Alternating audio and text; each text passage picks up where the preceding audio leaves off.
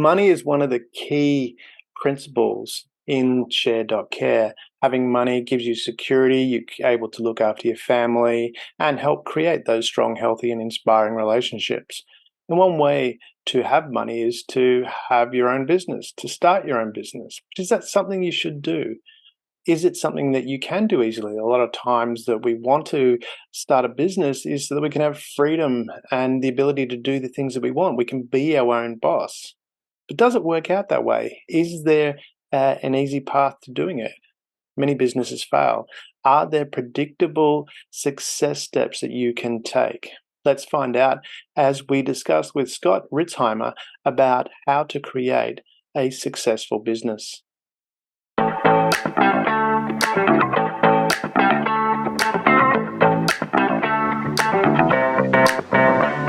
Welcome to Share.care, an all-inclusive community sharing experience, strength, and hope to create strong, healthy, and inspiring relationships.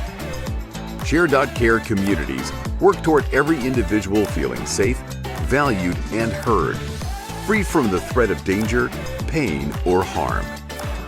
Each episode, founder Damian Andrews explores the principles underpinning Share.care and invites expert special guests to share their knowledge so you can easily reap the benefits so many others experience. You hold the choice to create your future. Let it be with strong, healthy, and inspiring relationships. Hello and welcome to the Share.care podcast. Our belief is that global peace starts at home.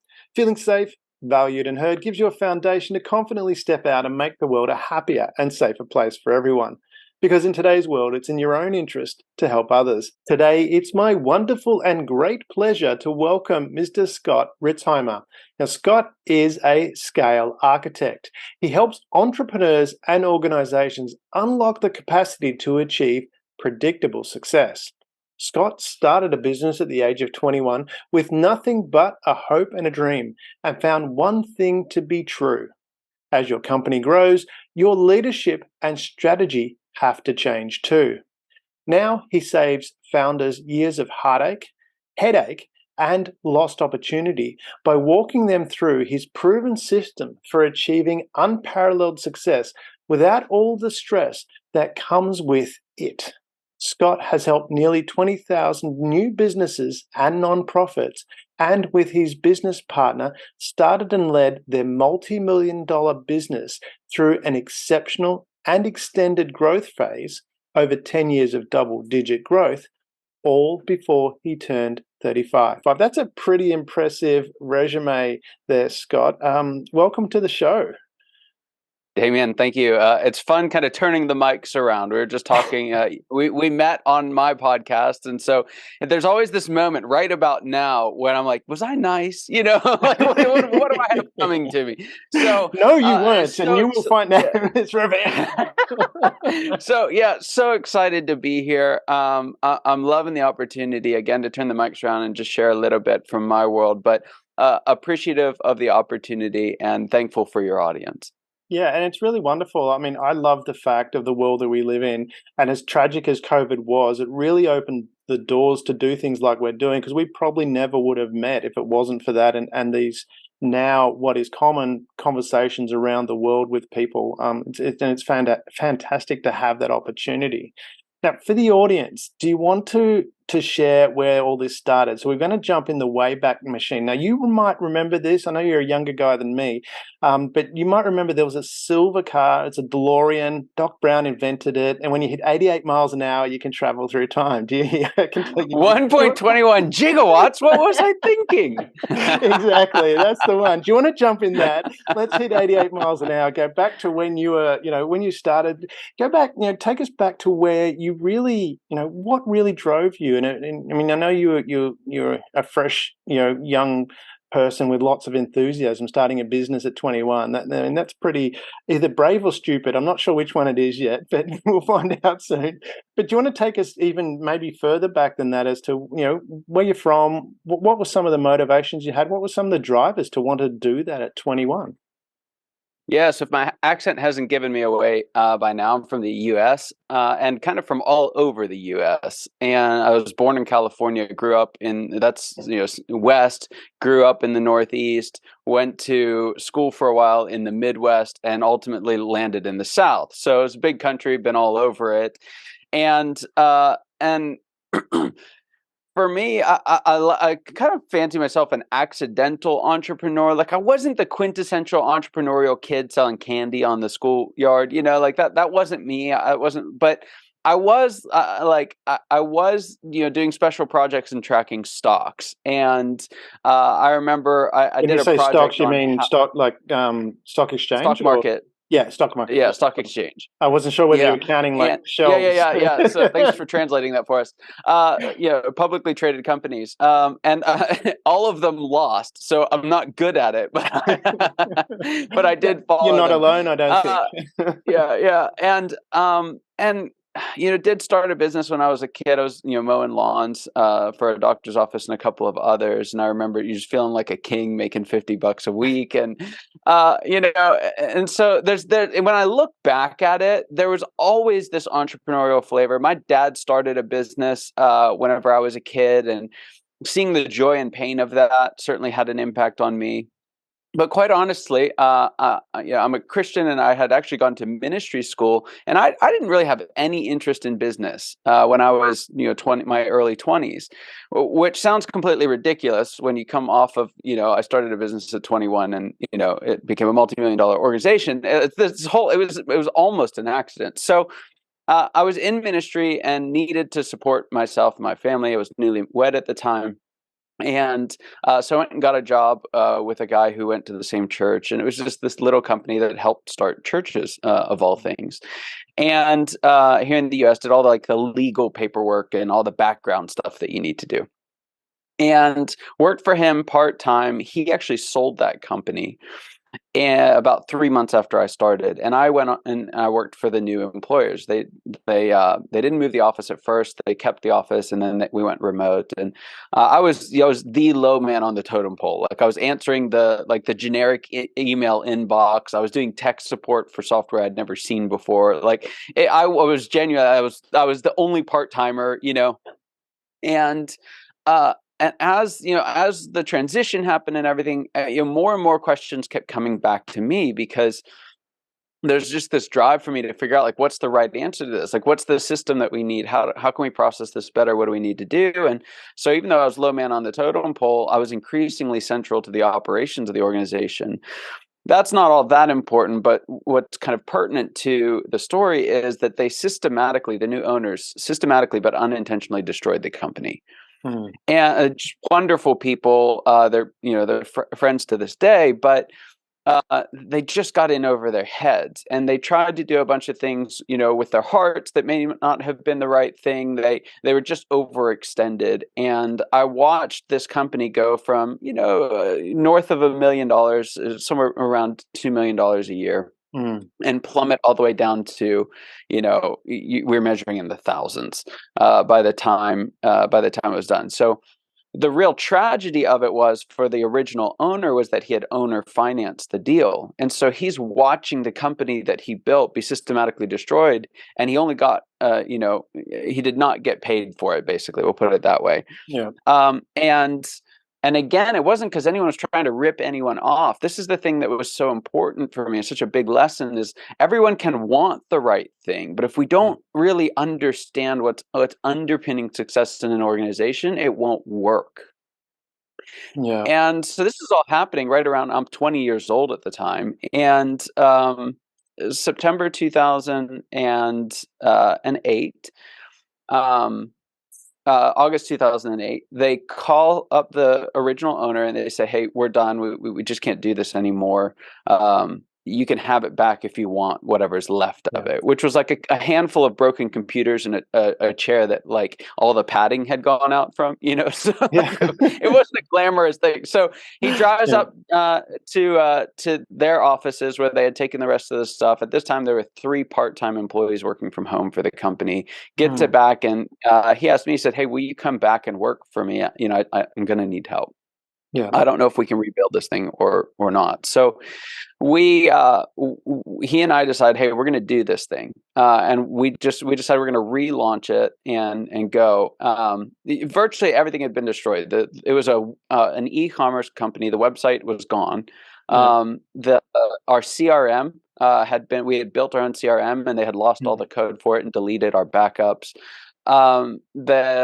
There were about 250 clients that had paid for work but hadn't received work. Mm-hmm. And so we instantly had the workload of 250 clients, which was quite considerable, and no money to offset the cost of that. They had been behind on a couple of other payments, and again, this puts them in a bad light. But that's not what's true. It was just a bad situation, but all the odds were stacked against us. Then September 2008 hits, and in the first 6 months of us, relaunching this company, stock market here in the U.S. goes down by, I think it was 40 percentage points. Yeah. And it's like, what have we gotten ourselves into? Now, I want to pause here for a second because I did this again in 2020, and again within the first 6 months, stocks dropped by about 40%. So I always tell folks, if I start another company, I'll call you. We'll short everything, and we'll do all right for ourselves. Oh, please call me too. Thank you. But so I have no intention of doing that, by the way. So anyway. I think you've been banned. I saw that on a list. Stocks go Scott down. Must not start any more businesses from the stock exchange. That's what it is. It's the ultimate recession proof, right? Just don't let Scott start another business. Exactly. So anyway, we're just kind of down in it, right? And it's the full-on entrepreneur mode. Like, we're making it up as we go. We rebuilt the website in a couple of days. We rebuilt our CRM in a couple of weeks. I remember, it was the first project I had ever coded. This is how ridiculous it was. The first project I ever coded. I coded it for 100 clients. We used the same core of that system. We added bits and pieces to it. We used the same core of that system to over 10,000 clients. Wow. And it was absolutely a mess. But that's just what the world of entrepreneurism's like, right? Like, you don't have time to sit down and map out what exactly is our software, programming protocol going to be when you don't have any paying clients. And at the same time, we had to have a way of tracking all of these clients, right? And so it was really fun. It was a really dynamic process, and it was through all of this. This is kind of a point. There'll be a theme in this, and it's how weird is Scott Ritzheimer. But one of the things that's really weird about me is all of the pain and challenge, and it was very personal too for me. Yeah, all the pain and challenge of watching a bunch of people who genuinely wanted something to work, right, and seeing it fail so miserably. And just like, there's so many lessons that I learned from that, and some of them took a while for me to recognize, right? But so much about how we were able to succeed when we did it together the next time around, so much about how we were able to sustain that level of growth came from lessons that we both learned through that really painful process. And so, kind of right out of the gate, I would say for anyone, being an entrepreneur is really hard, right? And I work with very successful entrepreneurs now, and all of them have a story about that deep, dark, painful time. And it's those deep, dark, painful times that we don't want to elongate. We don't want to pursue by any stretch of the imagination. But there's so much rich gold inside of them. And again, I count so much of the success I've been able to achieve from having an opportunity to learn in such a difficult situation. Yeah, that's a great story. From in starting up a business, having done it myself as well, I can completely relate to. It takes a lot of effort and thought, and no, there's no plan. You just you've got to deal with what you've got to deal with. Can we stay back in the past a bit? There's a couple of areas, a couple of things that you said.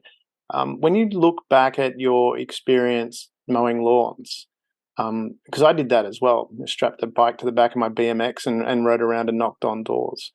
What do you think from that? Firstly, what was the impetus to go and do that? Why did you want to go out and mow lawns? What was the driver? And two, what things from that do you think you learnt that actually, if you were to think about it, actually impacted how you did things later on?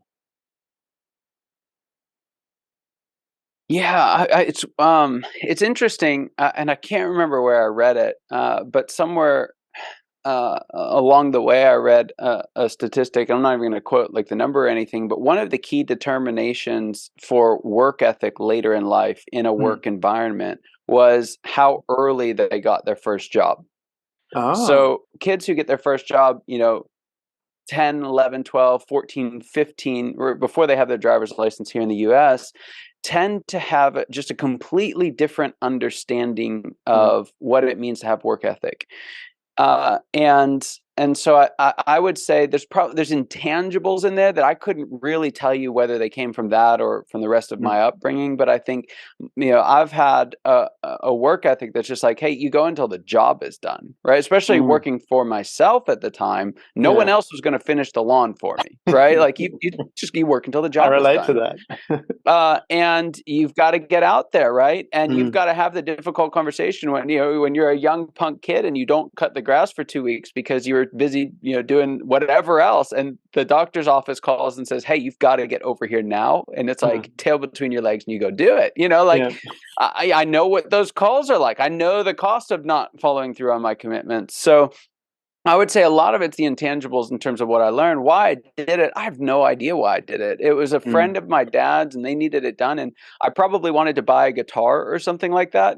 So Yeah. like there was something. I'm sure I wanted the money for something. I couldn't tell Mm. you. I do remember. I don't know if this was why I started, but I do remember sitting down and doing the calculation of how many times it would take, how many weeks it would take, after I paid for gas, to save up enough money for the Mark Tremonti version of a PRS electric guitar. So I Okay. did that calculation at some point. I never got the guitar because I couldn't hang on to the money long enough. But, uh, but I'm sure that was a big part of it. And so yeah, I can't really say a whole lot. I don't remember a whole lot of all the specifics about it, but I know that some of the intangibles that came up from that. Another one, so a specific one.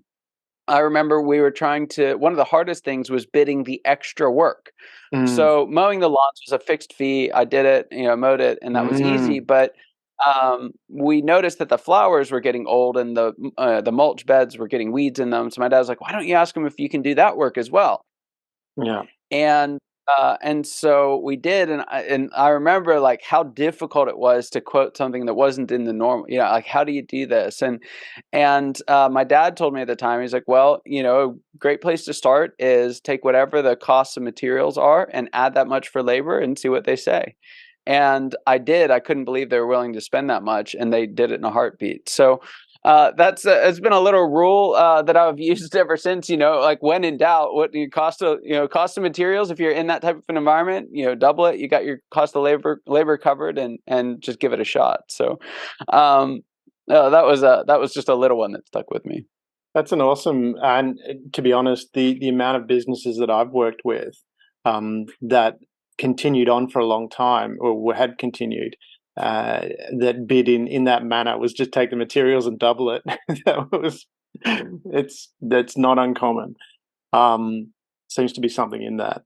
With that, you mentioned your dad there a couple of times, and you mentioned him also at the very start, where you said you got to see his joys and pains of running a business, because he ran a business as well, from what I understood, if I heard that correctly. Yes, and still Yeah. does. Yeah. Yeah. So I mean, when did you first start to notice, with your dad, the running of the business? When were you consciously aware of that? Because I look at my background and go, well, um, I'm just, sorry, I had a thought then. I was on the lawnmower, when you're talking about lawn mowing, I was going to ask you, did you ever use the lawnmower to engrave your initials into someone's lawn? I did not. That I I did. did not. Usually, once I got out there, I wanted to be done so much that I hoofed it and got out. I did that once to a client, where I lowered it right down and put my initials, and they weren't happy. Um, don't do that. Anyway, so with your dad, sorry, when did you first start to notice? Because I know I spent a fair bit of time with my dad, and now when I look back, there were so many things that really had an impact. And you just talked about a couple there where your dad, when your dad suggested, why don't you bid on this extra work, and this is how to do that. But when you think about it from the perspective, you mentioned about the joys and pains. What was some of those joys and pains that stood out, and what impact did they have you and on your ability to run your business?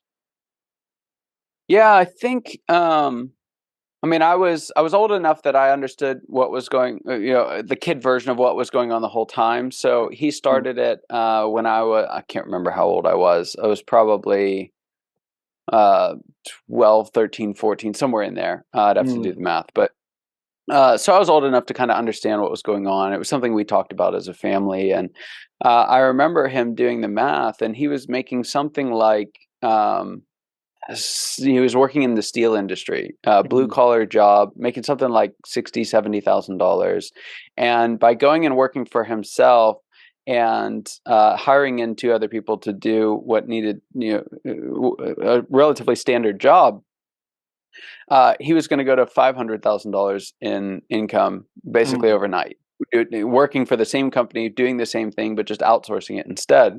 Mm. And there were a couple of things about that. One was, the joy of, we could actually make this massive change to our income structure Mm. without really changing much. And then the pain of the attorneys getting hold of the contract and ripping it apart for conflicts of interest. Oh, yeah. And so that went from, $400,000 to like $100,000, and it's like, well, Mm. now what are we going to do, right? And then and then there was I think a 2-year period or something like that, and I don't remember all of these details, I don't even know if those are the numbers, but there's just big swings, right? And my dad has always been better at managing things relationally than contractually, Mm. which is a huge strength of his, but it can bite every once in a while if you're not careful. And I've seen that happen a few times for him. I think my dad's like a visionary's visionary. We call him Captain Science Project because it's like he's just ideas out to wazoo. We built our own He's an house, innovator. and yeah, yeah, and everything, like he makes simple things complicated. You never ask him to explain something to you. I learned that relatively early on. Just never ask him to explain something to you, because you gotta, you just check your watch, make sure you've got about 3 hours. When But I was a no, boy. I'm being hard on him, but he's not here to defend himself. But I'm trying to make sure I answered your question. So it was that. It's just like, especially in young businesses, there is just a roller coaster that feels like I'm doing everything wrong. And the reality of it is, yeah, you probably are, but that's what everybody does. Like, that's the right path. Doing the wrong things is the right path to the right things. Mm. And what that amounts to for so many, businesses, especially early on, it's not quite as bad because it's just you and you don't have as much overhead. But once you're in that like 4, 5, 10 employees, those roller coaster rides are really scary, right? It's like we lose this job and it's like, oh my goodness, we're down at the bottom, and then we get the next job and we're at the top of the hill, and just looking back on it now, like the emotional roller coaster ride. Like, my dad's not a guy given to emotion, but like Mm. it's just a hard thing to manage, the extreme nature of success and failure in a small business. Mm. And so that's the joys and sorrows, right? Is that it's just that the extremities of those arcs. Mm. What was that relationship like from your perspective? Because I look at and I don't appreciate it at the time, and it's only recently, and I'm 50, um, that I really started to appreciate the relationship not only that I had with my dad, but with some other male mentors when I was a kid. Because I'd go and play. My dad played social golf, so they went to different golf clubs. There's a group of men that did that, and he played lawn bowls as well. And my dad would take me with him. And initially, I played with my dad, but then I got sent off with, it was a form of four. I was just, one of the guys, so to speak. But what I really started to appreciate now is that because I was learning, I was asking questions, and I was in a safe environment where I could ask questions, and it was so I developed that habit because they talk about men not asking questions, not Yeah. being able to express what express emotions, as in like they need help. But because of that, when I look back at my background playing, with these older gentlemen that kind of guided me. I must have felt in the safe position because I did ask a lot of questions, and that stayed with me. From your perspective, what was your relationship with your dad like? Was that, because it sounds like, I mean, you must have talked to him about, or somehow he's become aware of those rose gardens, and he's offered that advice. I mean, what was that relationship like, and how did, what were the values that were there that passed on? Yeah, I mean, there's so many answers to that question. I didn't have a driver's license, and the lawn that I mowed was probably 10 miles away. So I needed to be driven every time. So Yeah. my dad was my chauffeur. Did he charge you? But no, my dad, what's that? Did he charge you? Yeah, sometimes. It Love depended it. on like whether or not I cleaned everything up, but no, my dad was my best friend growing up. My dad was my best man at my wedding. Like we Oh, had a wow. phenomenal relationship. I had two younger sisters, and my dad had me when he was. I was born when my dad was relatively young. Mm, And we did a lot together. I told you he built a house. We did that together, mm, and mm, we lived on quite a bit of property most of my childhood, and so we were always working. Working the yard, or working the vegetable garden, or taking care of the cows. I remember one time, the first time my dad ever butchered a chicken when I was with him, mm. and uh, just a terrible experience, right? Because they literally do run around with their heads cut off, which is just mortifying for me. I'm a little kid. I'm probably kindergarten, first, second grade, somewhere in there. I don't exactly Yeah. know when. And so that's happening, and then you have to boil it, and then you have to rip the feathers out. And we couldn't get this is a little graphic, sorry guys, but we couldn't get the feathers out because the tub wasn't hot enough that we were trying to boil it in, and so it's running behind. And my dad's like, "Your mom's coming home," and he didn't want her to know because I don't know why. Like, it was normal. We had raised these chickens to butcher them, so I don't know what the big deal was, but I wasn't allowed to tell. But I had to run up to the house to get something, and my mom came home, and she's like, "What are you doing?" I was like, "I don't know." Like, and so I turn around and run out of the house, scared to death that I like blew the secret. And I mean, it's like if you look at a store-bought chicken versus a homegrown chicken, like they look nothing alike. It's like Mm. like the store-bought ones are like giant hormones, all the whole deal. So like there was no secret, But so anyway, it's just a funny. Like I was his right-hand man. I was running and grabbing stuff and getting things, and there's a lot about that I didn't like, and there's a lot about that I learned a ton from. So looking back on it now, and I've told him this many times, but if I could be half the man that my dad was, Mm. I'd be very proud. And similar to you, I was able to benefit from his relationships as well. He had a couple of really good friends. One of his friends, Doc Silvis, Mm. he prayed with them every morning, and he is the one whose yard I was mowing, right? So that Yeah. was by virtue of his relationship.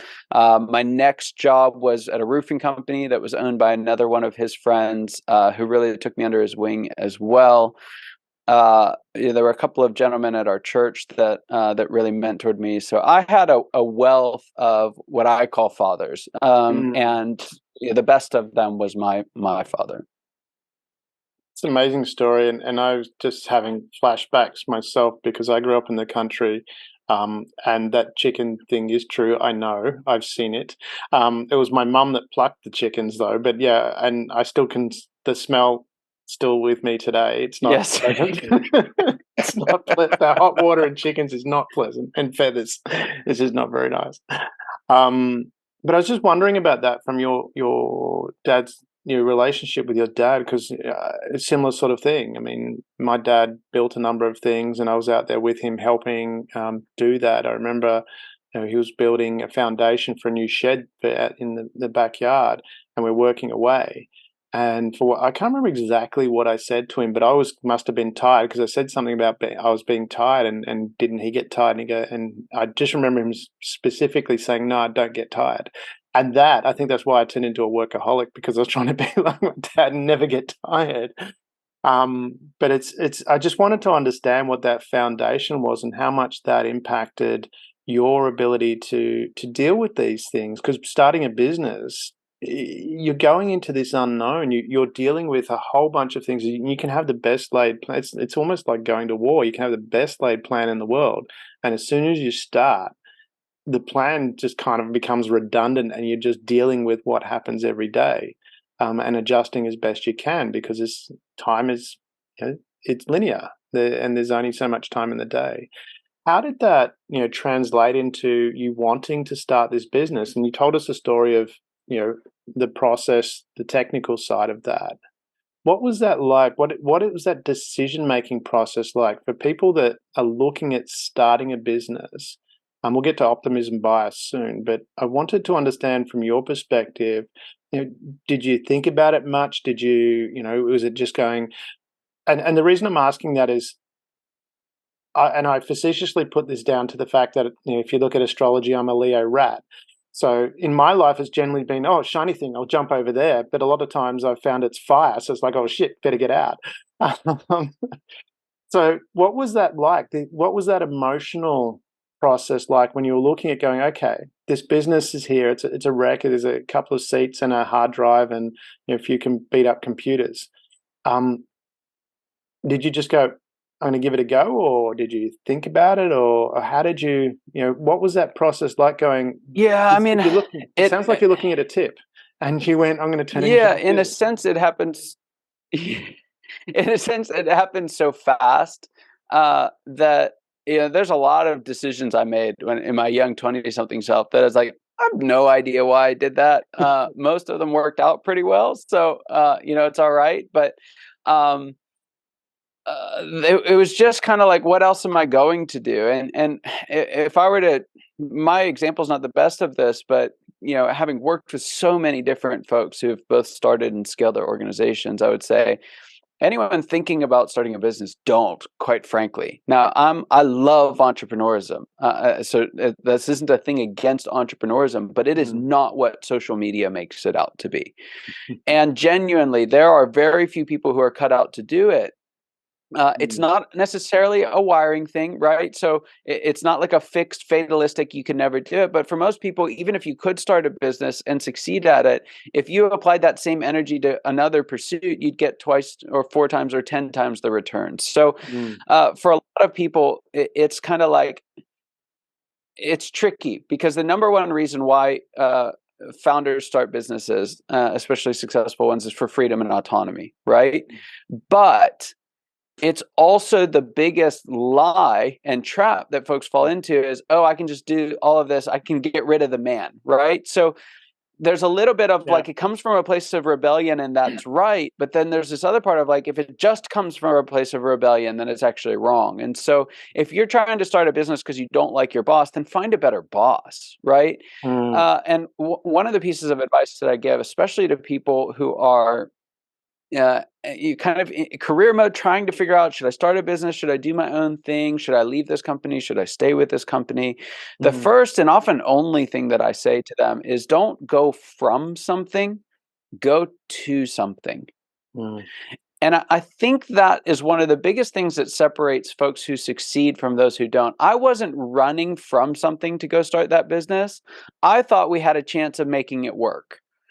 And so that whole time, I had no business doing what I was doing. Zero, right? There's nothing that said we should have succeeded from my vantage point, except that we had a dogged determination to run to something. We thought we could make the business work, and that was the sole driving factor for us. And we did, ultimately. Now, others might not, but I would say that's really the biggest thing, is if you can do anything else, do that, because it's a lot easier. And if you can't, then you really have to set that filter of, hey, am I running from something, or am I running to something? So when you say, and I want to stick to this as a practical example, when you say, you thought you could make this work, when you were looking back, staying in the DeLorean, when you look back at that at 21, what was making it work to you? What did that look like back then? Because you said you're looking at a couple of hard drives and a seat. Oh, the bar was so low. The bar was so low, right? I mean, like before it started, I think I was making $13 an hour, right? Part time. So like, the bar was so unbelievably low. Like I didn't have a whole lot of risk. I didn't make any money. I think for the first 6 months we didn't get paid anything, and I was completely fine, right? Like, and this is helpful, I guess. It wasn't part of the grand plan, but we lived in a townhome, very small, right? It was 1,800 square feet. I don't know what that is, 18 square meters, I think. Those can Google it. And yeah, someone else can do the math on that. Message us in the comments. It was a small townhome. Yeah, it was 3 levels, and we rented out the top 2 levels of the townhome so that my wife and I could live in the basement of the townhome that we bought.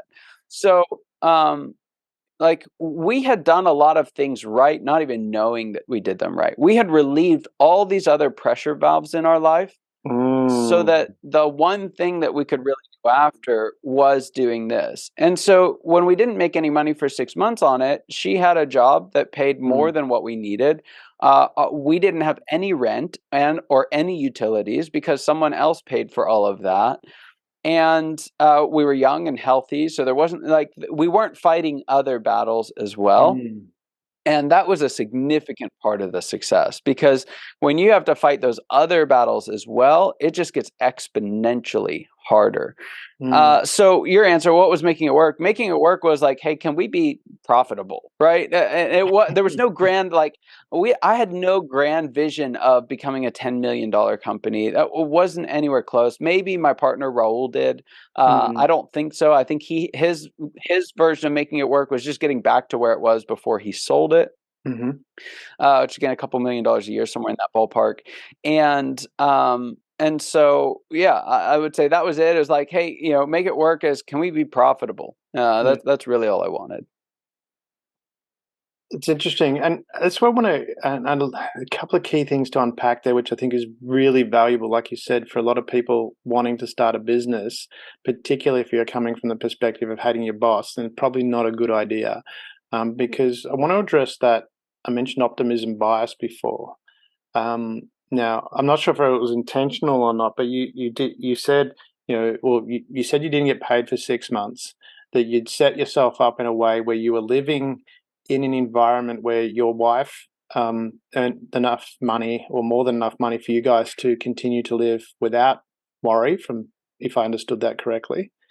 And then you had all the other things out of the way so you could focus on one thing. If I misunderstood, please correct me. But that's what I think I heard. Oh, that's right. Yeah. So from that perspective, I mean, how much of this optimism bias, I want to expand it now to people that you deal with and work with, does optimism bias play in, in respect of getting a business up and running difficult? If we come back to your the other business where you talked about, and I made the note, the owners destroyed the company and got in over their heads and overextended, which is what I wrote down from what you said before. How much of that really plays into sabotaging the potential success of a business because they're not focused on that one thing and they've got too many other things they have to focus on?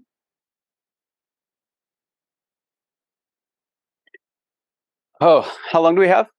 So I would say starting a business is not a reasonable thing, right? And I think very, very rational people struggle to start businesses because it is not a rational undertaking. There is a level of, that reality distortion field that they talk about with Steve Jobs as classic for that visionary type of person, that visionary founder.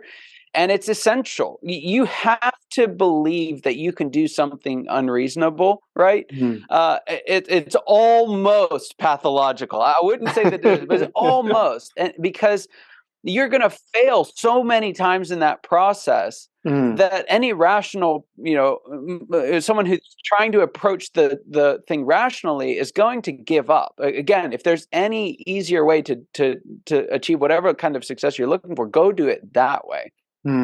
Because it's a struggle. So there is a resilience that comes from that optimism. And I don't believe, we call this first stage. We break up business life cycle into different stages. It's going to be really critical to understanding how all of this fits together. So the very first stage is what we call struggle. And you have to have what I would call in this context an unreasonable visionary to get through early struggle. You need that person. My son he's got a lot of energy. And so in an approach to kind of manage some of his energy, we got him one of those bottom weighted inflatables. You know what I'm talking about? The ones that are like they have water in the bottom and they're blown up on top, and you knock it up. And so that thing, he just punished that thing. He would jump on it, punch it, kick it, Captain Insane. I don't know what he would do to it, but anything he did to it, as soon as he let up, what happens? It just pops right back up. Yeah. Right. It just, it's like, there's no, like, don't get, I dare you to get up again, and it pops right back up, and he pounds it, and who wins that? The one who wins is the one who keeps standing up. Eventually he gets tired out or bored and moves on to the next target. So visionaries are like that, right? Folks that are just wired as visionary leaders, they do have that that optimism bias, if you will, and it can cause them a lot of problems later. It can also cause them to jump into things that they don't have. And so there's tension on that we can talk about in a little bit. But I want to kind of go through the arc of this. It's an essential component, in my opinion, of anyone trying to start a business. And where a lot of folks fail is that they don't have that ingredient. And so when it gets tough, unreasonably tough, they reasonably back out. And that's not a bad thing either. You gave it a shot. I was going to say, is that different, that resilience different from the optimism bias? So it's one thing to have optimism bias. It's another thing to have resilience to keep going with that vision. Is that correct? Or? Yes. Yeah, they are two different things, but you tend to find them stuck together. Right. So they're not the same. And when that becomes a problem, right, there's a couple of ways that becomes a problem. One is you have to be able to use your optimism to pivot when it's clear that the thing's not going to work. So the part of the resilience is not just hanging on to the original vision, which the original vision almost never works, right? Yeah. I would really say 99.9% of the time, the original vision is dead on arrival. Yeah. And so the way that optimism shows up is, oh, that didn't work, but this can, right? Yeah. And there's nuance to that, and that's kind of another thing for another time. But I want to draw through the arc here because let's say you get that balance right. You enter this next stage, very, very technical stage after early struggle, right? So early struggle, existential fight for survival. We're trying to get this thing off the ground. We do get it off the ground. We enter into the second stage. It's a hard name for everyone to remember, so bear with me. It is fun, right? It's not early struggle anymore. It's just fun.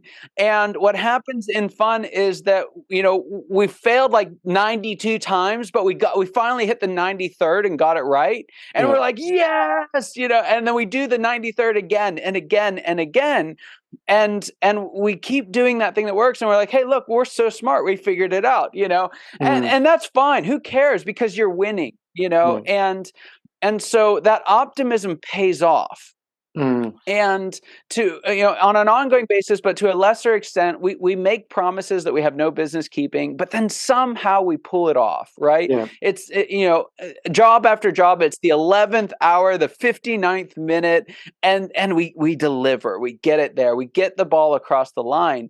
And there's so many stories of this from our days. We can go into them a little bit later if we want to, but suffice it to say, growth starts to come not easy. It's not easy at all. It's a breathless sprint across the finish line, but you cross the finish line, right? So you start to see organizations, and this was true for us, we were hitting 75, 85, 100% increases year over year in those early years. Why? Because when we started at the beginning of fun, right, we got out of early struggle, our market share was 2% of the square root of squat. It was nothing.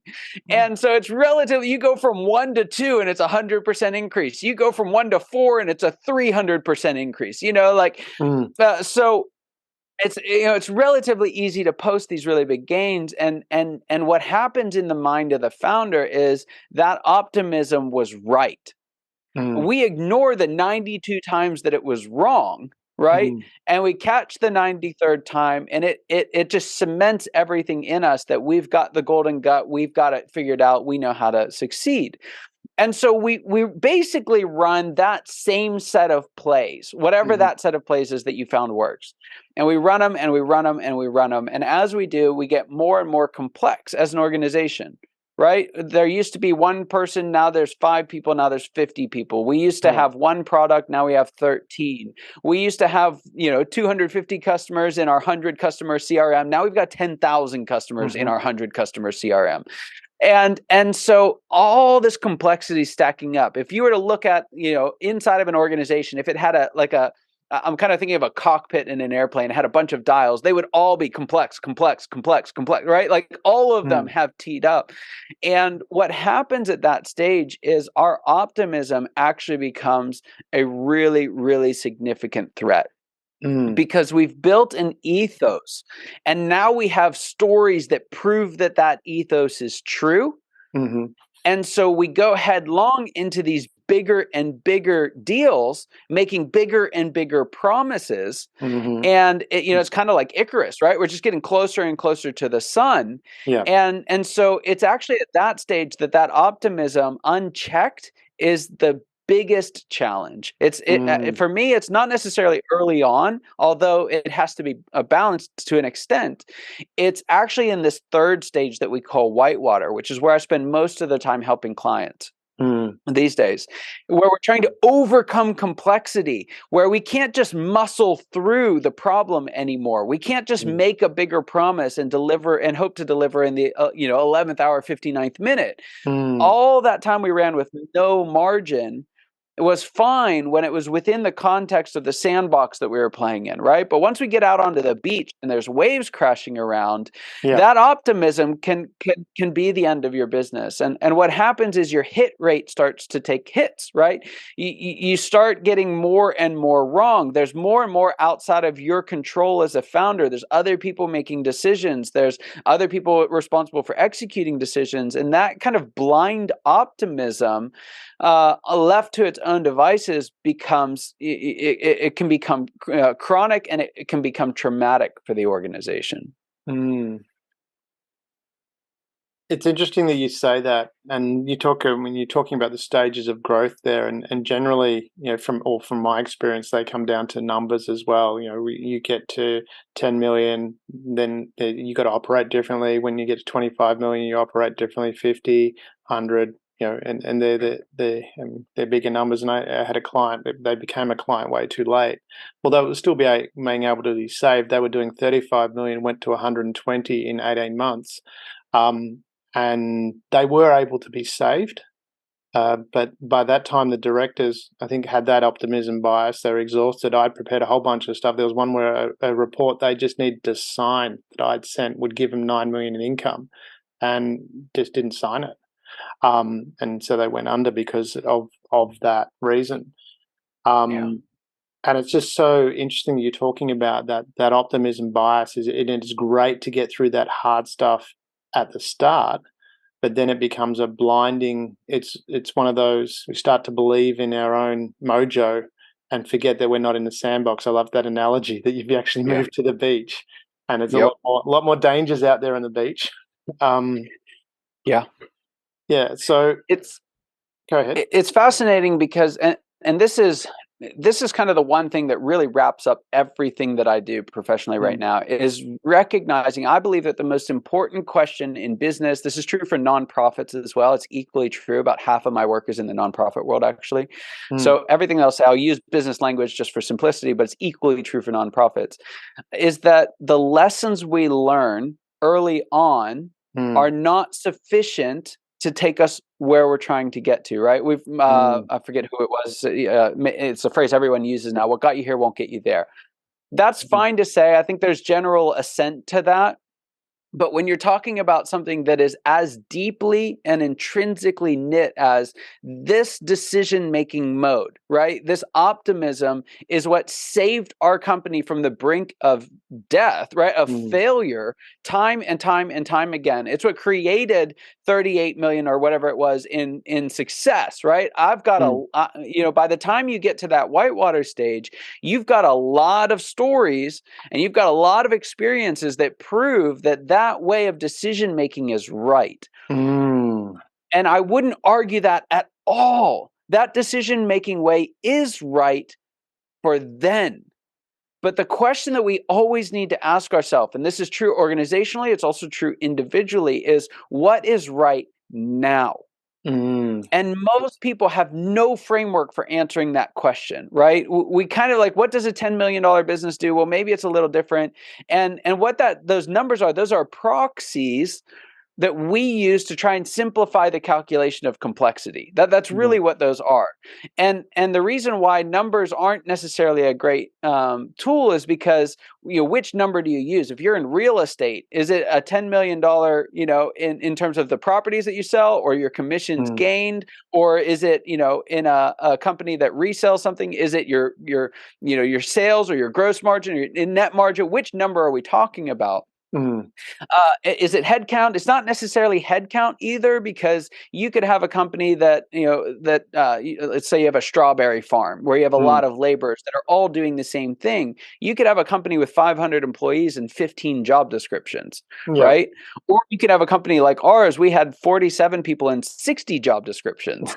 And so, everyone's wearing multiple hats and it's complex. So what's actually happening is this idea, this language of stages gives us really an abstraction, right? A way to abstract the thought to look at, hey, what is the nature of the problem that we're facing right now? And that whitewater problem is a problem with complexity, right? The early struggle problem is a problem with market, right? Have we found a profitable, sustainable market? You fast forward, the next big problem is actually a problem with too much system and process. And so if we learn the lesson of the previous stage and try to over apply those lessons to the next stage, we will get stuck.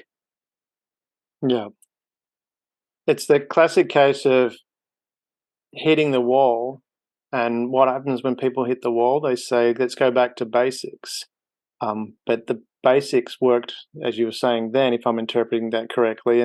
But now you're in a different maze. So trying to do, now you're in a different spot. You can't do the same thing again and again. You talked about you can want the right thing, and is this where we're in that phase? And is that where that optimism bias, that drive to just continue, and regardless, blindly continue? I'm going to use that term, and at the start there's little risk there. Does that affect, from what you've seen, people's ability to listen and go, hang on a minute, maybe we need to learn something differently? Because you mentioned learning a couple of times. Does that optimism bias then kick in and stop people from learning or listening to what needs to happen? I think it does, but I don't think it's limited to optimism bias. I think it's it's a human condition, and again, I think it's a when problem more than it is are you optimistic or pessimistic. For me, I think pessimism is every bit as helpful and every bit as detrimental as optimism, right? So for me, the thing that I'm going for is critical optimism, right? And that's just it's hanging on to the tension of those two things, recognizing that neither one has an edge on its right. And individually and organizationally, we have to lean onto different sides of that depending on the stage that we're in. So I would say more than just kind of saying, hey, you optimists out there, you guys are screwed up, which is not what we're saying, but it could be interpreted that way. Listen to all the pessimists. It's recognizing, hey, where are we in this life cycle and where have we got that tension wrong? And a great example of this. So let's fast forward. So what do you need to overcome complexity? This is going to get a little technical for a second, then we're going to bring it back to optimism. To overcome complexity, you can't just muscle through it anymore, right? Again, I've got young boys and they play soccer. Have you ever seen 6-year-olds play soccer? Yes. It's flock ball. It's 7-on-7, which means you've got a pile of 14 kids in one spot on the field, and that includes both keepers, right? That tends to be how we lead businesses in the small kind of medium enterprise space. It's just there's a problem, everybody on it. There's a problem, everybody on it, and it's flock ball. It's all hands on deck all the time, and it's actually that's appropriate. That's an appropriate way for 6-year-olds to play soccer, right? Yeah. And it's an appropriate way for small and medium-sized enterprises, for fun businesses to operate. But it doesn't work at scale. So to scale, the biggest thing we have to do is we have to start adding systems and processes, not just to how we do what we do, but how we decide what we do. Yeah. Right. And so system and process, and people who tend to like systems and processes tend to be a little bit more pessimistic. They tend to be no first. They tend to be risk averse, right? There's a wiring thing here. We've got to start bringing that into the mix. We need to make that co-equal with our vision and our optimism and our execution, right? So we add systems and processes, and it's that combination, it's that critical optimism. It's the combination of innovation and intuition and system and process and data. Right? It's where we bring all those things together that creates the fourth stage that we call predictable success. That's where we want to be. That's where you want to hang out as a business. It's a lot more fun than dealing with whitewater or what the other things are. So, and again, we do that by basically, if you look at it, by downplaying our visionary style, by downplaying our optimism, so that we can radically increase our reliance on system and process relative to where we used to be. Now, what do you think a team does? Let's say we have an executive team in predictable success, and they've launched a new product and it's not quite going to plan. What do? They increasingly look to how can we systematize this? How can we process it? How can we remove risk? And what they do is they overvalue the predictable side of predictable success. And so this is why I don't think we can paint that optimism into a corner, because what happens is the organization actually starts to become over-processed for the first time. It actually becomes overly pessimistic for the first time, right? It actually becomes overly protectionist for the first time ever. Yeah. And it doesn't happen overnight. It happens very, very slowly. But what happens is that optimistic visionary wakes up one morning and they hate the organization they work in. They would have left if they didn't own it, right? Yeah. But they recognize, they're like, hey, there is no reason that a new client should have to give us 132 points of data just to be onboarded. Right, like you shouldn't have to go through a 9-stage requisition process to get a bus for our students to go to the other side of the campus. Fill in the blank, right? We shouldn't have to have our sermons done a year in advance so that the media team has a year to work on the slides. Whatever it is, So this plays out in everyone, and so it's actually a problem of being overly pessimistic, overly risk averse, overly safe, overly predictable that causes the decline in these organizations. And so that's why, again, it's this tension that we're moving back and forth between, are we being too optimistic? Do we need to be too optimistic, right? And so how does this show up? A couple of examples of it. So, Thomas Watson Jr.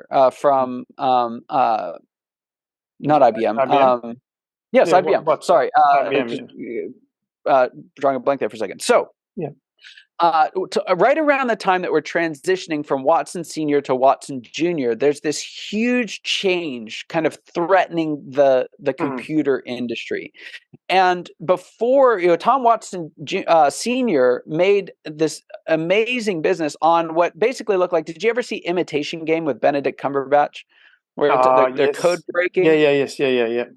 Yeah. So in there, anyone who's seen it is this cool depiction of it. The computers looked like that. These big giant mechanical machines with stuff twisting and clicking and clacking and so they're better at calculating than humans, but they're woefully inadequate at a lot of things. And they're gigantic and they break all the time and they're mechanical and all the things. And so there's this new technology that's coming out again, right at the time we have Watson Sr. versus Watson Jr., unto Watson Jr., then the predecessor of what we call computers now, the electronic devices. And they're slow, they're clunky, they consume an inordinate amount of electricity. They're very complicated to build. People don't really understand them. If we implement them, we also have to implement all the software on them. It means radical changes inside of the organization to adopt this technology. But it looks like this is where the thing's going, right? And so IBM, the very first thing that Watson Jr. has to do, basically when he takes over, is make this monumental decision. They've got somewhere around 80% of the Fortune 500 market for these big, giant, imitation game computing machines.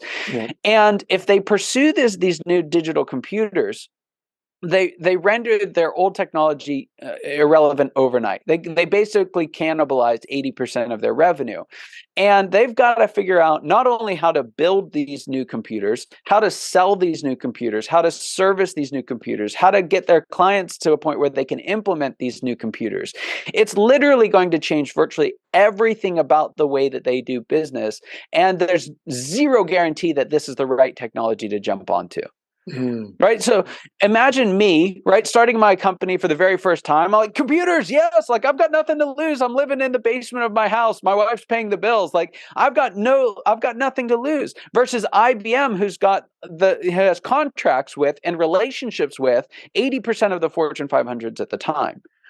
Right. They get this wrong. And not only do they lose a little bit of market share, they probably lose all their market share. They become a mockery. Right. They become one of the lessons that we learn from, yes. In business books for centuries. Yes. Because of the optimism bias. Right. In this case, the biggest perceived threat to their success is optimism bias. Does that make sense? Yeah, they're in treadmill.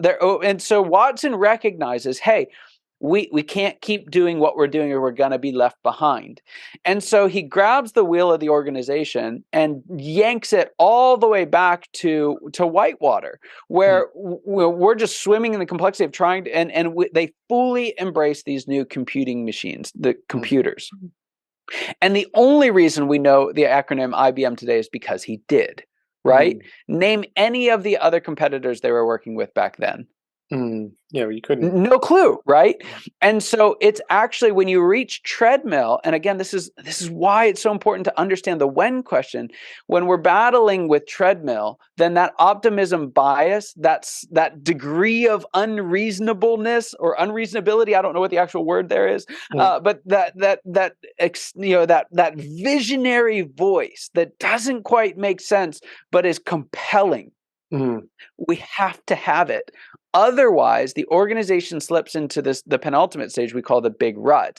And from there, there's just no way out, right? We've committed to who we are, what we do, and eventually somebody else comes along and does it better. So from that perspective, because you talked about predictable success, and you have the systems and processes which give you that predictable success, why don't we just start there with a business? Why? Yeah, it's a great question. It's a great question. And this is actually a huge risk. And by the way, I just want to make sure that credit where credit's due, because we kind of eased into this. This is not a model that I created, right? So if you think some punk 30-something-year-old knows everything about business, it's not. It was actually created by my dear friend and colleague, Les McEwen, who did this, started 42 organizations before he was 35, launched an international incubator, the first of its kind in Europe that ended up launching businesses all over the world, and notice that these patterns come up again and again. So let's go to this idea of, okay, why not just start with predictable success? Okay, so let's go back to our soccer analogy. Why don't we just put a 4-year-old with a varsity team? Right?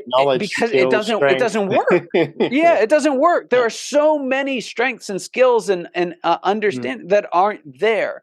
And so there's this immense, I cannot overstate how intense the pressure is, particularly for leaders who are readers, And for those who really care about doing it right, who are who have read Good to Great and want to start and go from great to great, right? Or who've read Start with Why, and they've got all the vision and passion and et cetera, et cetera. Like, what happens is, if we try to apply the lessons learned from a later stage to an earlier stage, we'll suffocate the organization before it ever has a chance to start. And so what happens is if you're, let's say, what's the lesson learned in Whitewater? We've got to add system and process. Well, if you add that system and that same degree of system and process to an organization that doesn't even exist yet, right? It's like adding the brake system from an F1 car to a bicycle. Like you're just it's not going to work. It doesn't work, right? You don't go any faster.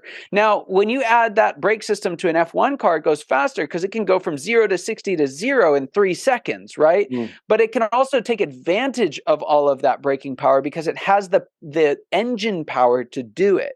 And so you can't just add brakes and expect to go faster. So just in the same way that we can over-apply the lessons of the past, we can also over-apply the lessons of the future. We got a great Back to the Future vibe going here. You can over-apply the lessons of the future, right? What was I thinking? 1985, I'm sure there's plutonium on every street corner, but this is 1955. This is perfect. It's the exact same thing, right? It is the conundrum of, we can't power the DeLorean in 1955. That's why you can't start in predictable success. And so where folks who have had successes as business owners, who started predictable success companies, this is a chronic issue with boards of directors because they're generally coming out of predictable success and treadmill organizations, is that they try to over-apply the lessons of predictable success to brand new budding startups, and it suffocates them. Yeah. Where does that, because you mentioned before at the very beginning, about you can want the right thing, but if you don't understand what's happening, it won't work. And this is where that all fits in. And from that perspective, I want to take that to because a lot of people, you mentioned about reading books, which is great. Knowledge is good. But experience is different from knowledge. And action is even further different from knowledge. And I think we've all had that experience where we thought we understood something, went to do it, and then fell over and went, what was it? What happened? And had the other experience where we didn't think we knew it and surprised ourselves. Because action's an unconscious thought. It's not, knowledge is a conscious thought. Where does that fit in from that perspective of having this awareness of going, okay, I might have this knowledge because I've read it somewhere, but I actually haven't done it. Does that become a trap for people starting a business? Going, okay, I've read this, I've read the E-Myth, I've read all these different books, and it's laid it all out. It's pretty straightforward. And then does that blind people to come? I'm not going to use that word again, starting with O, because we don't want to offend the optimists. Oh, I just did. But does that tend to become a bit of a blind, whereas we need to have maybe different steps to get some experience? I like to tell an example I like to use with this is I have a brilliant practice golf swing. You talked about golfing earlier. I'm a wretched golfer, but I have the world's best practice swing. The only problem is when the ball gets in the way, it screws up my whole swing, right? And so it's a similar thing. I actually want to rewind because I want to challenge a fundamental part of your question, which is, I think you have to recognize first and foremost, is this book written for my stage? Right? Because if you're trying to take, again, like a Simon Sinek book, which is generally written for organizations in treadmill, right? And you try to apply that to a brand new business, yes, there are things that you can learn from it. 100%. Simon Sinek's book is wonderful, by the way. Start with Why, all of them. Yeah. Infinite game, great thing on predictable success. But if you try and over apply advice that was given for a different stage, it's just not going to serve you well right now. So that's really the first thing that I try and, especially readers, people are listening to podcasts, it's any type of information. Who is that advice meant for? Right, you got to recognize who they're speaking to. Same thing. Patrick Lencioni is largely written to organizations that are in treadmill, maybe whitewater. Traction is written for organizations that are in fun. Right, these are wonderful, wonderful books that served me well, both as an entrepreneur and after that. But you have to recognize the stage that they're for, because if you take a book that was really helpful for you in the past because it fit early struggle, now it's getting in the way in whitewater. So the same thing, it's that when question is so important, not just when are you, but when was this book written to? From a stage perspective, not a year perspective. So I want to add that, because I actually think that's the bigger challenge. Because I think if you find the book that's written for the right stage and you have confidence in it, yes, you are going to fumble through, right? You're going to hit the ball and slice it to the right. You're going to hit the ball and top it, and hit a worm burn. Like, you're going to hit it wrong, but at least you're hitting in the right direction. And it takes hitting it wrong to hit it right. So I actually think that gap between knowledge and experience is fine. There's an arrogance or hubris that can come from that, right? If I think my practice swing is perfect and the ball is wrong, and I blame the ball for slicing, okay, that's not helpful, right? You're not learning from that.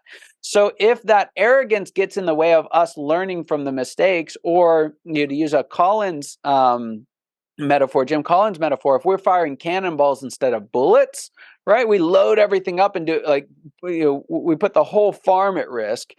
That's a problem. But by and large, I actually find that the bigger challenge with it for folks is that they're trying to apply things that aren't necessary right now. You don't need to take your team of 5 on a 3-day vision retreat, right? You don't. It might be a fun thing to do, and if you can afford it, great. Like, have a blast. But it's not going to give you any near the return that a vision retreat for a team of 15 executives in a 500-person organization, right? Who the challenge for them is they've got to be ultra clear on getting all 500 people moving in the direction. There's a disproportionate return from them to get away from the whirlwind of business and get clear. For you as an entrepreneur with your 5 people, you're actually better off down in the mud, right? Because that's where you're feeling what's happening. You're responding to what's going on the ground. And sure, we all need to take breaks from that. But again, we have to make sure that we're looking at what is it that we need for right now. And how does a person know? Am I reading the right book for my stage, or am I listening to the right person? Because I often find from my experiences many times where people and clients, you can sometimes, it's the old adage, you can't teach someone, they can only learn. Lead a horse to water, those kind of quotes. And I've had that experience. One particular client where I showed him in the contract, I said, don't do this. It will cost you a lot of money. And they go, yeah, I get it. And then they just went and did it and dropped $14 million. How do you help someone identify what is the right information to listen to and listen? This is where I start to sound like just a drum, like a bong, bong, bong, bong, because it's the same thing over and over again. The first thing that I've found is the most freeing is just understanding that the stages exist. So I travel all across the country and I teach executives about the 7 life cycle stages. And the very first thing. So here's an example. I was a little kid. I can't remember exactly how old I was. Lots of kid stories coming in this episode. But I was a kid. I was with my mom at a mall. Most people with kids, they can relate to it. So not everyone. And she's, I wanted to like ride the little thing or like look at a pair of I don't know what I wanted to do. I wanted to do something other than what she was doing. And so she said, okay, meet me over at JCPenney or something like that, back when JCPenney existed. And there's a whole thing on Big Rut there. We won't go there. But she said, meet me at JCPenney and right at the front of the store and we'll go in together in a couple minutes. And so I'm okay. Okay, let's do this. So I get, I see something shiny, right? I've got a visionary I've got a visionary dad who gave me visionary style, and so I see something shiny and I get lost. Like, and I'm a little kid, feels like I'm the world is just a giant place, right? This mall, I can't imagine something bigger than a mall. Yeah. And so I'm getting a little worked up. I'm getting a little worried and kind of wandering around. And I don't know if they have these in Australia, or I assume they do, but in the US, in malls, which no one goes to malls anymore, but I can date myself a little bit. I know I look like I'm 22, but I was around when malls were a thing. Let's just. So I find they have these little like triangle pillars near the entrances, and some of them have these maps of the mall, right? And there's a little sticker on there that says "You are here." Mm-hmm. That sticker, if there's no map, that sticker doesn't help me at all. Yeah. Right. And so by understanding the 7 stages, you're only ever in one stage, right? But by understanding all 7 stages, I can see the whole map. Yeah. And so that for me is why this model is such a big deal. It's why it's been so instrumental in my success in all of these different places. You talked about all the things I did. I couldn't have done any of them without the map, right? Mm-hmm. Because it just simplifies it so much. Now, I can't tell somebody where they are, right? If I tell you you're in Whitewater, but you think you're in Fun, my job is not to convince you otherwise, right? Yeah. Like I've given up on that because the first stage of Whitewater is denial, and that's not the river in Egypt, right? Exactly. So there's an element of like, yes, you cannot force it on somebody, but what I've found is by laying out the whole pattern. And there's so many reasons why I can't explain why all of these go into it. But by laying out the whole map and saying you are here, right? I see entrepreneurs, right, in their 50s and 60s with the same feeling and emotion that I had as a 7, 8-year-old in the mall of I finally recognize where I am on the map. Here all along, I thought I had walked off the edge of the map years ago. I had no idea what was around the next corner. Right. Yeah. All I knew what was in my rearview mirror. And so all I had to base my decisions off of was what was in the mirror. All I had to filter my current experiences on was my past experiences. And it wasn't leading me to where I wanted to go. Right. And so by laying out the stages, by having a cursory knowledge of the 7 stages, it now gives you the ability to identify what stage you're in. And this is similar. We went through and we mapped 7 stages for individuals as well, which a lot of what you're talking about in terms of, that individual, how do I journey through this? There are 7 stages to that as well, which we've mapped out in a model we call the Founder's Evolution. So, and those were specifically created because there wasn't a way without that to know. But once you know it, right, it's kind of funny when I introduce people to the model, especially other people in my profession, our profession. I always kind of like do it with a half apology because it's like, I'm sorry, this is going to change the way you see everything moving forward, right? Like now all of a sudden it's like you see a business like, oh, they're in Whitewater, or oh, they're in predictable success, or oh, they're in treadmill. Like it's kind of like you go into the Matrix, and all of a sudden you can see all the code behind what's going on. So you having these simple mental models, and pick whichever one you want, but this one has worked really, really well for me and for my clients. But the predictable success model for organizations, the Founder's Evolution model for individuals, it takes so much of the guesswork out because you can see the whole map. And you can here's where I am, right? You can turn around and like, oh, there's Payless right behind me, or there's, whatever that, and you can identify when there's a map. It's a lot easier to identify yourself on the map. And then once you know where you are, that's when you can plot a course to where you want to go. Yeah. I love that. And I love that you went to that spot of if they think they're in Whitewater, if they're in Whitewater and they think they're in Fun, you're not going to tell them otherwise. It took me, I had a great mentor. He was the chairman and managing director of BP. And he told me, don't ever tell them they're wrong. And it took me, I didn't listen to it at first, but I reiterate that for the listeners. Please understand that, we cannot tell you are wrong because you won't listen. You need to find that spot yourself, which is where I think you were going with that. And with the 7 stages for people as well, you have to work that out. And I went there, and it took me a long time to understand it, helping a lot of people. I went to a number of organizations to help out, AA, those kind of things. And I never understood this whole process of we're just here to listen, not give advice. it took me a long time to get it. That you can't give people advice. They have to learn themselves. So thank you for going there. I really appreciate that. Scale Architects. Tell us about Scale Architects, what it does now, and how you help businesses. What is the process? What do what are the services you offer, and how do you help businesses? So, Scale Architects is a group of coaches, consultants, advisors all around the world. A lot of them here in the US, but on several other continents as well, who take this idea of business and individual stages seriously. So what we do is we help organizations to navigate these stages. Again, the very first step is what stage are you in? But once you're in a stage and you want to get to another stage, well, how do you actually get there? Understanding the stages doesn't really tell you that. There are specific steps. And again, we're kind of rounding things out, so I don't want to open up a whole can of worms, but getting from one stage to another requires, the technical word for this is a permutation lock, right? But we call them combination locks. So, the little combination locks, you put the numbers in and you do it. Well, if you put the right numbers in the wrong order, it doesn't unlock. Yeah. Right.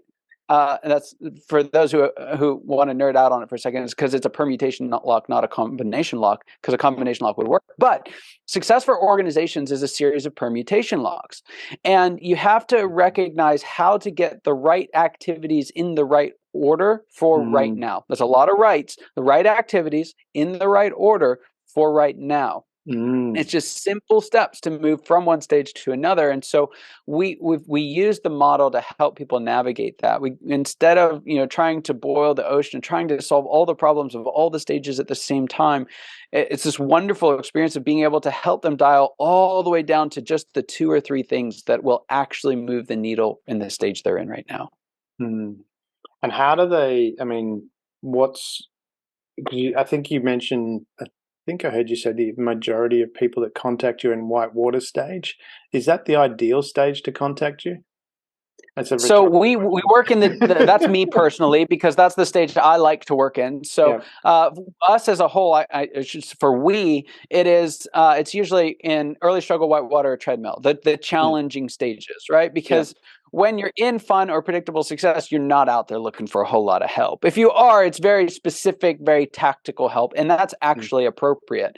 Where that becomes a problem is if you continue looking for specific tactical help in whitewater or treadmill in particular. So in those big challenging, when we draw them on a map, they're squiggly lines. They're hard times for an organization. When I'm working with other like referrers and things like that, I say, send me your problem children, right? Like the ones we help organizations that are having the biggest difficulties, right? The ones who it's almost embarrassing, right? I'll have founders say, it's like, hey, I've got this brilliant team, but the last 6 months, like, we can't get anything right. Another one was like, hey, my crystal ball is a little muddy at the moment. I can't quite tell. Or another was like, I feel like I'm running the organization with oven mitts on. It is in those, and when you're getting it wrong, as much as you tend to get it wrong in those stages, it really is an uncomfortable and it can be embarrassing. But the reality of it is, it's a natural part of the process. And for those, especially those who are in whitewater, don't be embarrassed by it. Don't be surprised by it. Don't mistake it for death rattle. You are one stage away from the most profitable, scalable organization.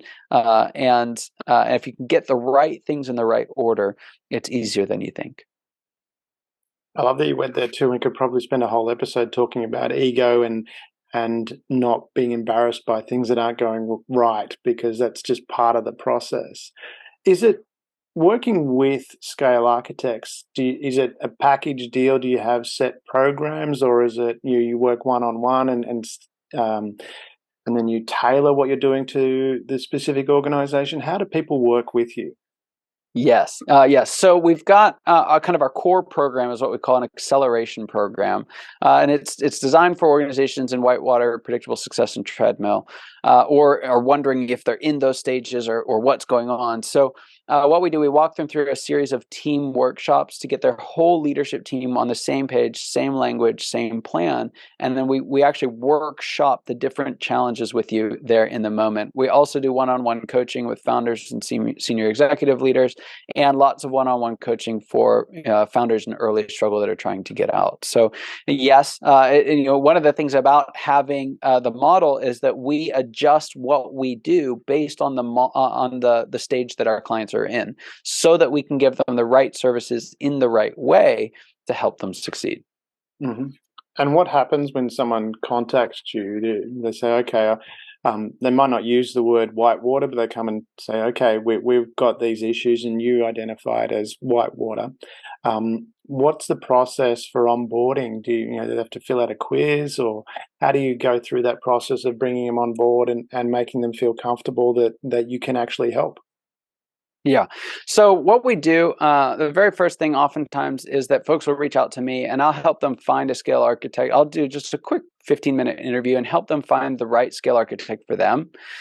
Because our scale architects have experience in different industries, different sizes of organizations. Some of them specialize in different stages. And so I'll play a little matchmaker at the front end just to make sure that we find someone who is going to be the perfect fit for you. Yeah. And from there, what they'll do, they take over the conversation from there, but they'll again kind of interview you, get a sense of what stages are. And typically what we start off with is a diagnostic workshop, where we sit down with you and your leaders and we go through the stages. We identify what stage you're in. We identify what stage you want to get to. We talk a lot. We haven't talked about this at all, but we talk about leadership styles and how they show up, because they are actually the driving factor underneath the surface. And then we put together an action plan, a 6-month action plan for how to get from where you are to where you want to go. And that's normally the first step for a group. It's an amazing process. We just get wonderful feedback from folks. And the really cool thing about it, again, I just want to encourage, because these are such difficult times. I mean, I remember when I was in Whitewater and I just felt completely trapped. And when we're in Whitewater, our profit margin starts declining. Our revenue is going up by double digits every year, but our profit margin is declining every single year. It went from around 19% to 7%.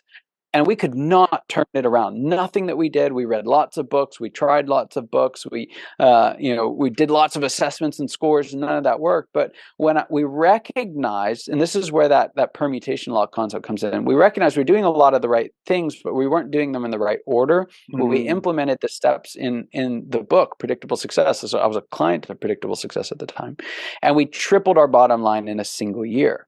And the thing that excites me so much about these very, very difficult times is that once you understand them, the turnarounds are so dramatic, right? You triple your bottom line. We had someone add 684% EBITDA. We had someone go from 40 million to 400 million, right? There's these radical transformations that can happen, because we're addressing these really fundamental systemic issues that you didn't catch because you just didn't know about the stages beforehand. Yeah, it's quite amazing. As you said, if you don't know what's happening, it's just not going to work. But as soon as you do know what's happening, it's like this clarity comes across and everything just falls into place. And you mentioned leadership styles as well, and that's probably a whole episode for a podcast because that's quite a big topic. But when you mentioned this 6-month plan, is that something that you continue to work with them, or is that a different level of engagement? Is that like the bronze or the gold stand, maybe the platinum? I don't know.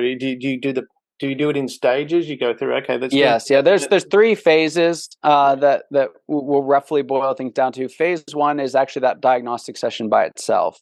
And so we have some clients who that's what they need. They just need to get pointed in the right direction, be given the language, and then they're off to the races. And that's wonderful. We can do great work for them. Where you see our biggest results are from folks who go through phase 1 and phase 2, which is we walk through that 6-month program with them. So there's usually a series of 4 workshops that we do together, and then there's one-on-one coaching with the founder every month in between. And that tends to be, and that's the right amount of work to get most folks on their way out of Whitewater, right? From there on, we know how to do it. It's just a matter of time and repetition to get it done. And then for some of our clients, especially those that are scaling very quickly, you're constantly kind of moving between Whitewater, Predictable Success treadmill as you're scaling up rapidly. And so for those clients, we tend to work with them, quarterly or annually. And there's a series of things that we do just to continue navigating those stages well.